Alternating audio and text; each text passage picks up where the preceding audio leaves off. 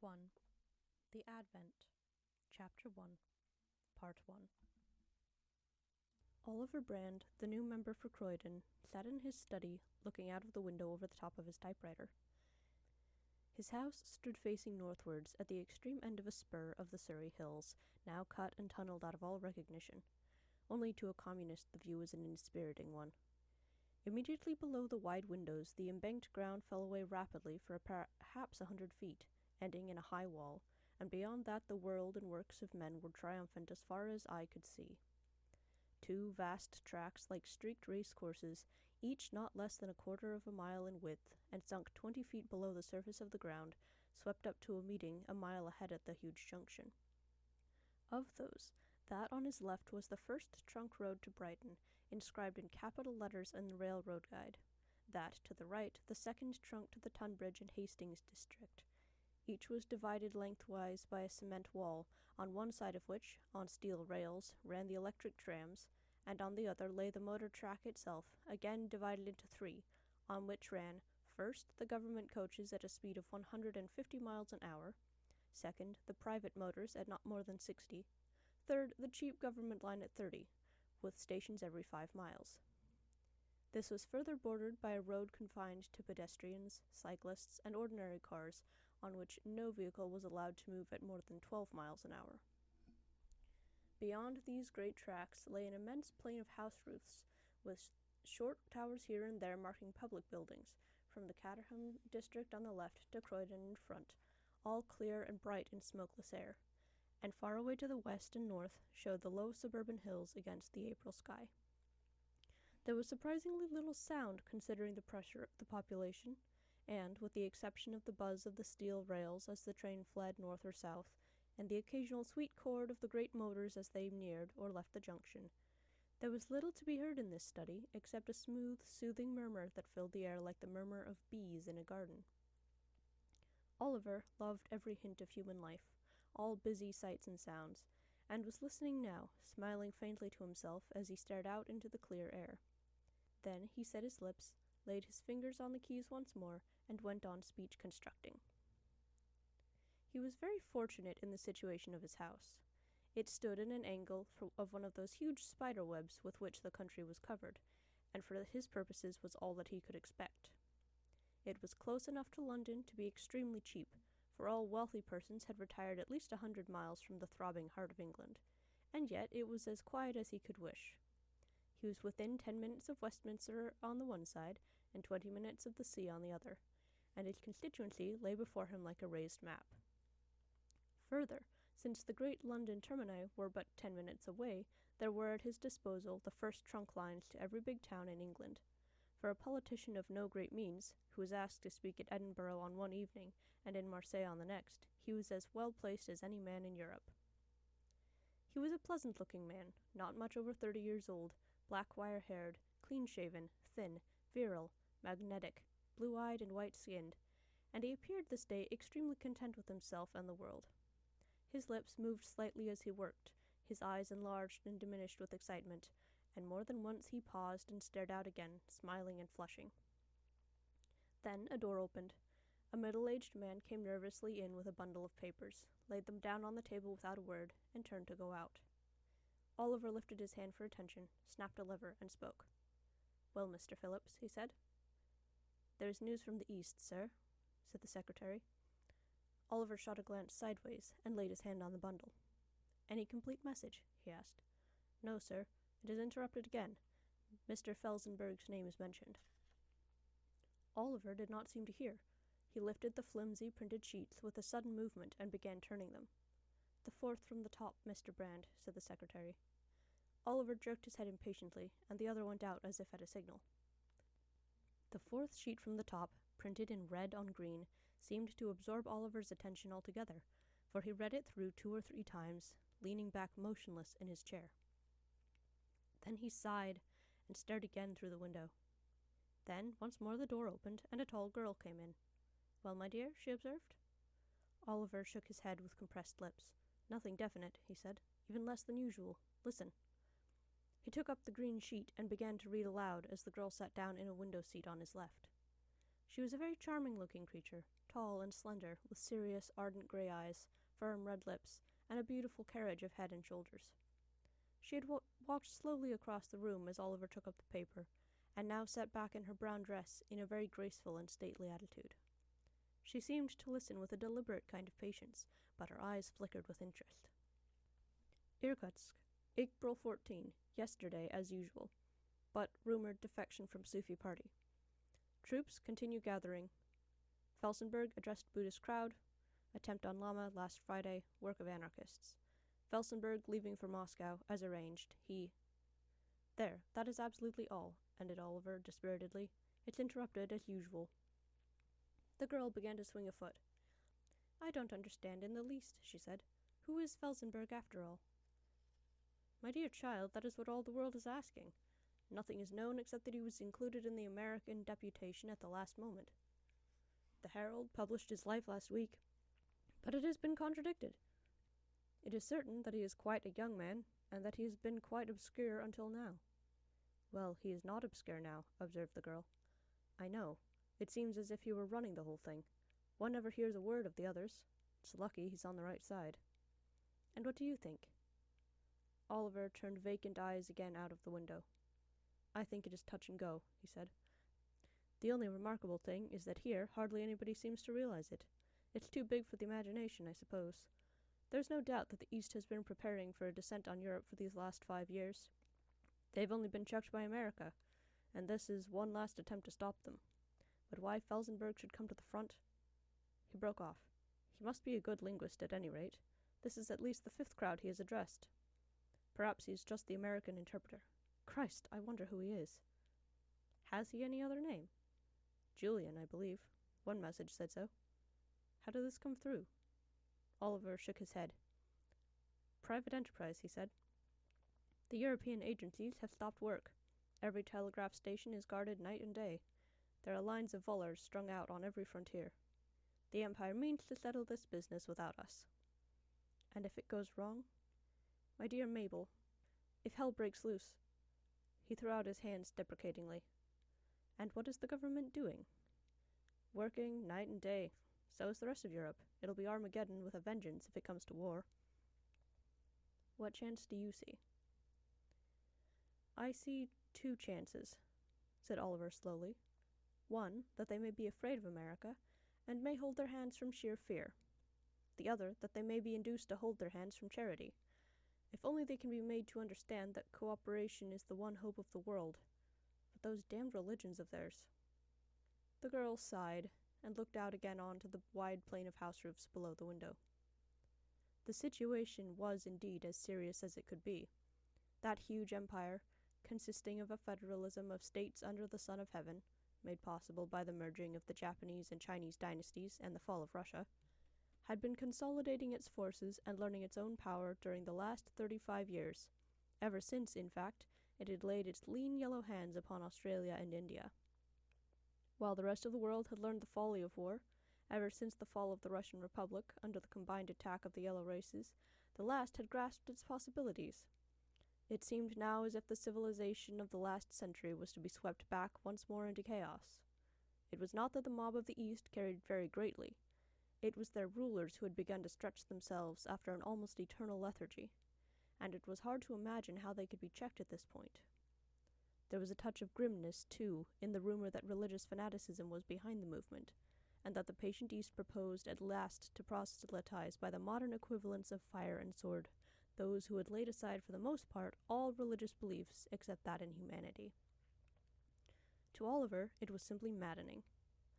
As he looked from his window and saw that vast limit of London laid peaceably before him, as his imagination ran out over Europe and saw everywhere that steady triumph of common sense and fact over the wild fairy stories of Christianity, it seemed intolerable that there should be even a possibility that all this should be swept back again into the barbarous turmoil of sects and dogmas. For no less than this would be the result if the East laid hands on Europe. Even Catholicism would revive, he told himself, that strange faith that had blazed so often as persecution had been dashed to quench it. And of all forms of faith, to Oliver's mind, Catholicism was the most grotesque and enslaving. And the prospect of all this honestly troubled him, far more than the thought of the physical catastrophe and bloodshed that would fall on Europe with the advent of the East. There was but one hope on the religious side, as he had told Mabel a dozen times, and that was that the quietistic pantheism which for the last century had made such giant strides in East and West alike, among Mohammedans, Buddhists, Hindus, Confucianists, and the rest, should avail to check the supernatural frenzy that inspired their exoteric brethren. Pantheism, he understood, was what he held himself. For him, God was the developing sum of created life, and impersonal unity was the essence of his being. Competition, then, was the great heresy that set men one against one another and delayed all progress, for, to his mind, progress lay in the merging of the individual in the family, of the family in the commonwealth, of the commonwealth in the continent, and of the continent in the world. Finally, the world itself at any moment was no more than the mood of impersonal life.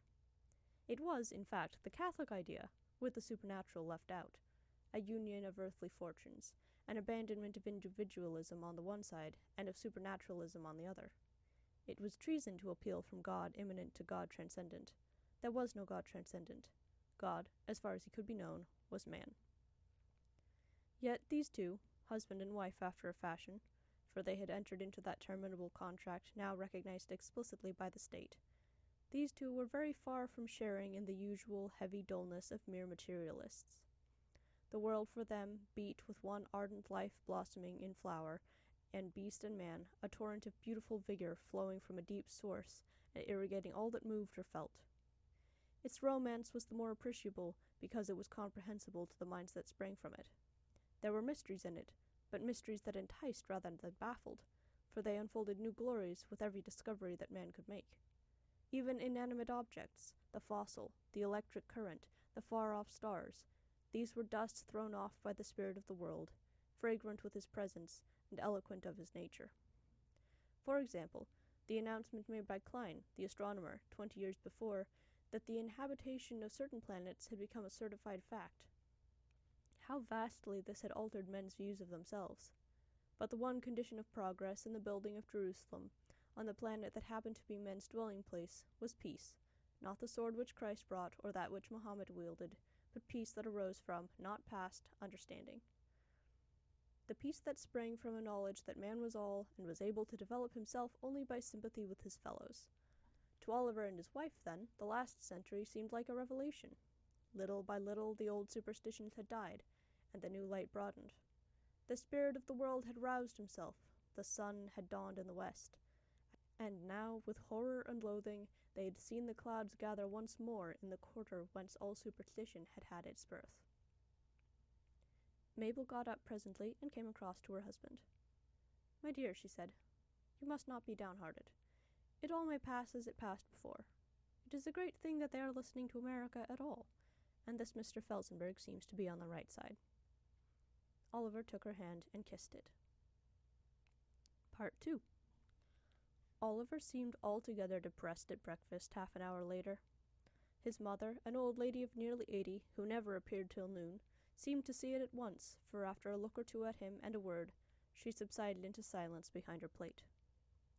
It was a pleasant little room in which they sat, immediately behind Oliver's own, and was furnished, according to universal custom, in light green. Its windows looked out upon a strip of garden at the back, and the high creeper-grown wall that separated that domain from the next. The furniture, too, was of the usual sort. A sensible round table stood in the middle, with 3 tall armchairs, with the proper angles and rests, drawn up to it, and the center of it, resting apparently on a broad, round column, held the dishes. It was 30 years now since the practice of placing the dining room above the kitchen, and of raising and lowering the courses by hydraulic power into the center of the dining table, had become universal in the houses of the well-to-do. The floor consisted entirely of the asbestos cork preparation invented in America, noiseless, clean, and pleasant to both foot and eye. Mabel broke the silence. "And your speech tomorrow?" she asked, taking up her fork. Oliver brightened a little and began to discourse. It seemed that Birmingham was beginning to fret. They were crying out once more for free trade with America. European facilities were not enough, and it was Oliver's business to keep them quiet. It was useless, he proposed to tell them, to agitate until the Eastern business was settled. They must not bother the government with such details just now. He was to tell them, too, that the government was wholly on their side, that it was bound to come soon. They are pig-headed, he added fiercely, pig-headed and selfish. They are like children who cry for food 10 minutes before dinner time. It is bound to come if they will wait a little. And you will tell them so? That they are pig-headed? Certainly. Mabel looked at her husband with a pleased twinkle in her eyes. She knew perfectly well that his popularity rested largely on his outspokenness. Folks liked to be scolded and abused by a genial, bold man who danced and gesticulated in a magnetic fury. She liked it herself. "How shall you go?" she asked. "Volar. I shall catch the 18 o'clock at Blackfriars. The meeting is at 19, and I shall be back at 21. He dressed himself vigorously to his entrée, and his mother looked up with a patient old woman's smile. Mabel began to drum her fingers softly on the damask. "Please make haste, my dear," she said. "I have to be at Brighton at 3. Oliver gulped his last mouthful, pushed his plate over the line, glanced to see if all plates were there, and then put his hand beneath the table. Instantly, without a sound, the centerpiece vanished, and the three waited unconcernedly while the clink of dishes came from beneath. Old Mrs. Brand was a hale-looking old lady, rosy and wrinkled, with the mantilla headdress of 50 years ago. But she, too, looked a little depressed this morning. The entrée was not very successful, she thought. The new foodstuff was not up to the old. It was a trifle gritty. She would see about it afterwards. There was a clink, a soft sound like a push, and the centerpiece snapped into its place, bearing an admirable imitation of a roasted fowl. Oliver and his wife were alone again for a minute or two after breakfast, before Mabel started down the path to catch the 14.5 o'clock 4th grade sub-trunk line to the junction. "What's the matter with Mother?" he asked. "Oh, it's the food stuff again. She's never got accustomed to it. She says it doesn't suit her." "Nothing else?" "No, my dear, I'm sure of it. She hasn't said a word lately." Oliver watched his wife go down the path, reassured. He had been a little troubled once or twice lately by an odd word or two that his mother had let fall. She had been brought up a Christian for a few years, and it seemed to him sometimes as if it had left a taint. There was an old garden of the soul that she liked to keep by her, though she always protested with an appearance of scorn that it was nothing but nonsense. Still, Oliver would have preferred that she had burned it.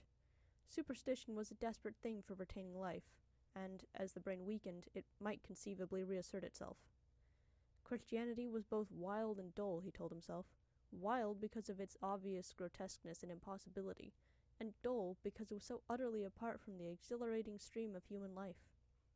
It crept dustily about still, he knew, in little dark churches here and there. It screamed with hysterical sentimentality in Westminster Cathedral, which he had once entered and looked upon with a kind of disgusted fury. It gabbled strange, false words to the incompetent and the old and the half-witted, but it would be too dreadful if his own mother ever looked upon it again with favor. Oliver himself, ever since he could remember, had been violently opposed to the concessions to Rome and Ireland.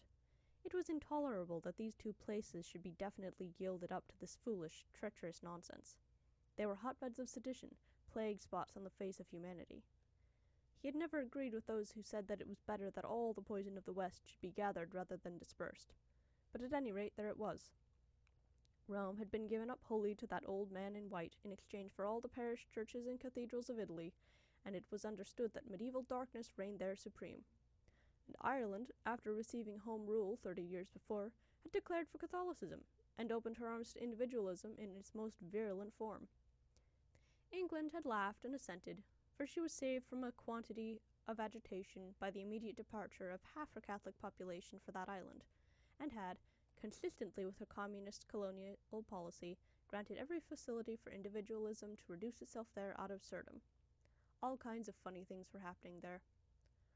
Oliver had read with bitter amusement of new appearances there, of a woman in blue, and shrines raised where her feet had rested. But he was scarcely amused at Rome, for the movement to Turin of the Italian government had deprived the Republic of quite a quantity of sentimental prestige, and had haloed the old religious nonsense with all the meretriciousness of historical association. However, it obviously could not last much longer. The world was beginning to understand at last. He stood a moment or two at the door after his wife had gone, drinking in reassurance from that glorious vision of solid sense that spread itself before his eyes. The endless house roofs, the high glass vaults of the public baths and gymnasiums, the pinnacled schools where citizenship was taught each morning, the spider-like cranes and scaffoldings that rose here and there, and even the few pricking spires did not disconcert him. There it stretched away into the grey haze of London, really beautiful, this vast hive of men and women who had learned at least the primary lesson of the gospel that there was no God but man, no priest but the politician, no prophet but the schoolmaster. Then he went back once more to his speech constructing. Mabel, too, was a little thoughtful as she sat with her paper on her lap, spinning down the broad line to Brighton. This Eastern news was more disconcerting to her than she allowed her husband to see. Yet it seemed incredible that there could be any real danger of invasion. This Western life was so sensible and peaceful. Folks had their feet at last upon the rock, and it was unthinkable that they could ever be forced back onto the mudflats. It was contrary to the whole law of development. Yet she could not but recognize that catastrophe seemed one of nature's methods. She sat very quiet, glancing once or twice at the meager little scrap of news, and read the leading article upon it. That too seemed significant of dismay. A couple of men were talking in the half compartment beyond on the same subject. One described the government engineering works that he had visited, the breathless haste that dominated them. The other put in interrogations and questions. There was not much comfort there. There were no windows through which she could look. On the main lines the speed was too great for the eyes. The long compartment flooded with soft light bounded her horizon. She stared at the molded white ceiling, the delicious oak-framed paintings, the deep spring seats, the mellow globes overhead that poured out radiance, at a mother and child diagonally opposite her. Then the great chord sounded. The faint vibration increased ever so slightly, and an instant later the automatic doors ran back, and she stepped out onto the platform of Brighton Station. As she went down the steps leading to the station square, she noticed a priest going before her. He seemed a very upright and sturdy old man, for though his hair was white, he walked steadily and strongly. At the foot of the steps he stopped and half-turned, and then, to her surprise, she saw that his face was that of a young man, fine-featured and strong, with black eyebrows and very bright grey eyes. Then she passed on and began to cross the square in the direction of her aunt's house. Then, without the slightest warning, except one shrill hoot from overhead, a number of things happened. A great shadow whirled across the sunlight at her feet. A sound of rending tore the air, and a noise like a giant's sigh. And as she stopped, bewildered, with a noise like 10,000 smashed kettles, a huge thing crashed into the rubber pavement before her, where it lay, filling half the square, writhing long wings on its upper side that beat and whirled like the flappers of some ghastly extinct monster, pouring out human screams and beginning almost instantly to crawl with broken life.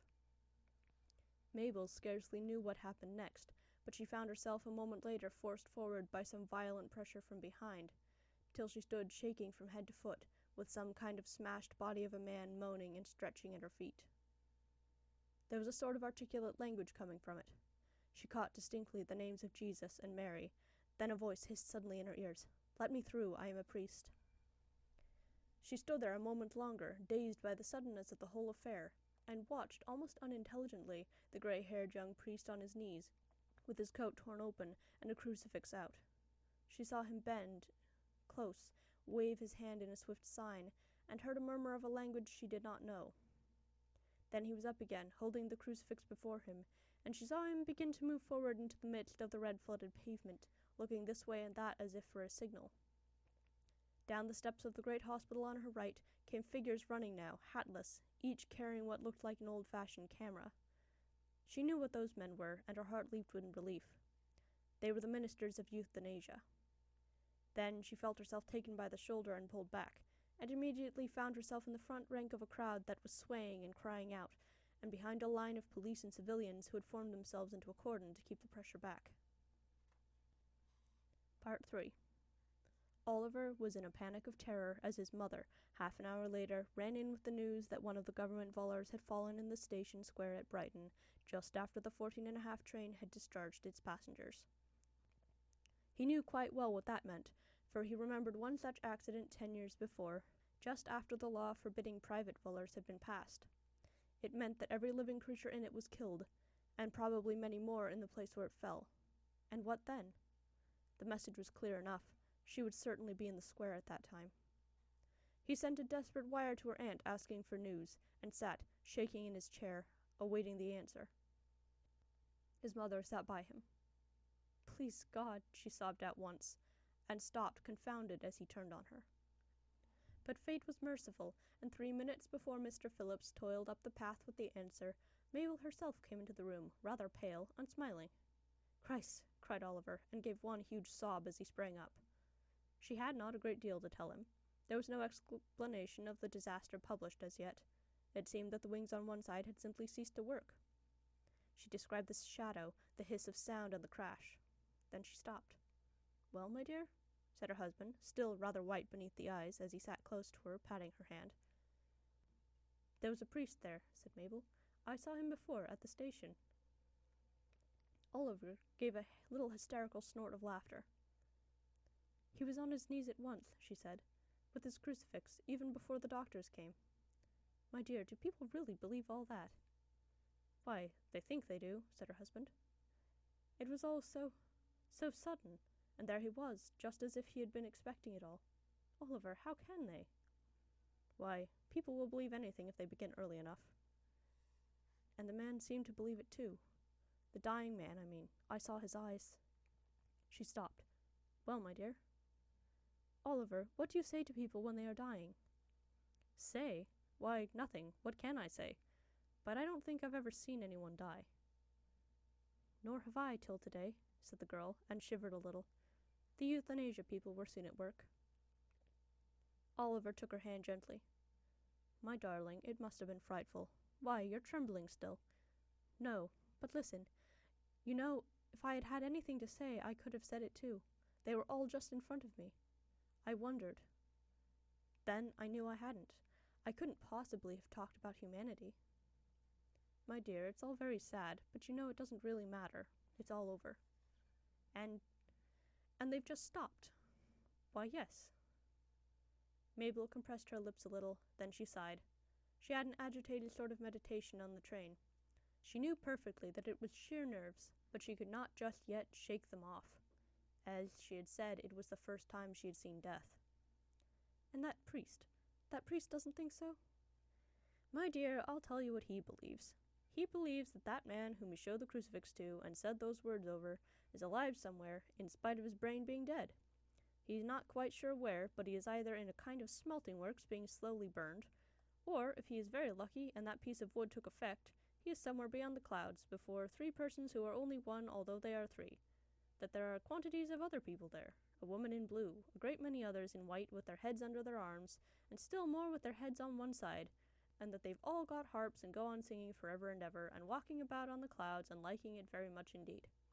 He thinks too that all these nice people are perpetually looking down upon the aforesaid smelting works, and praising the 3 great persons for making them.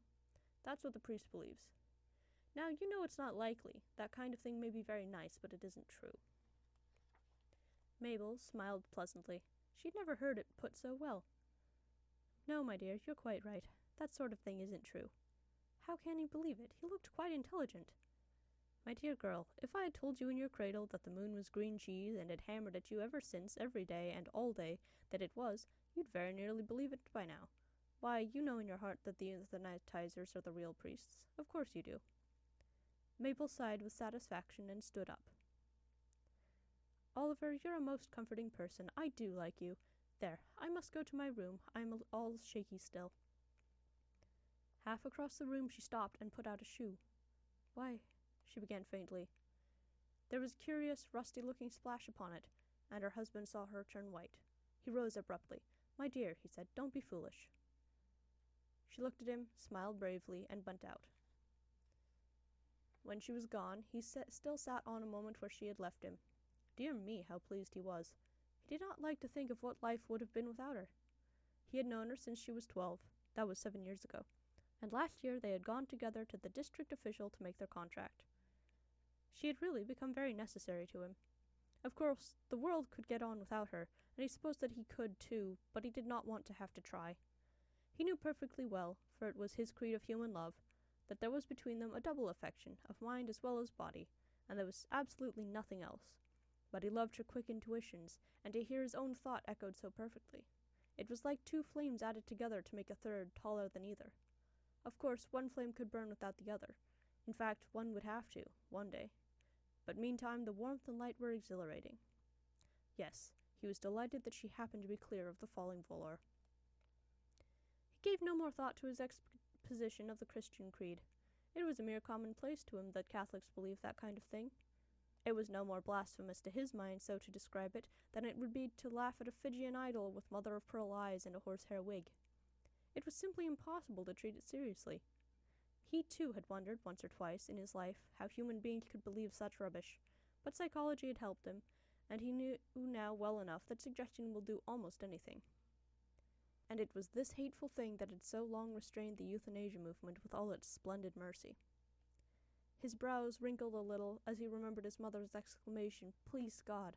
Then he smiled at the poor old thing and her pathetic childishness, and turned once more to his table, thinking, in spite of himself, of his wife's hesitation as she had seen the splash of blood on her shoe. Blood. Yes, that was as much a fact as anything else. How was it to be dealt with?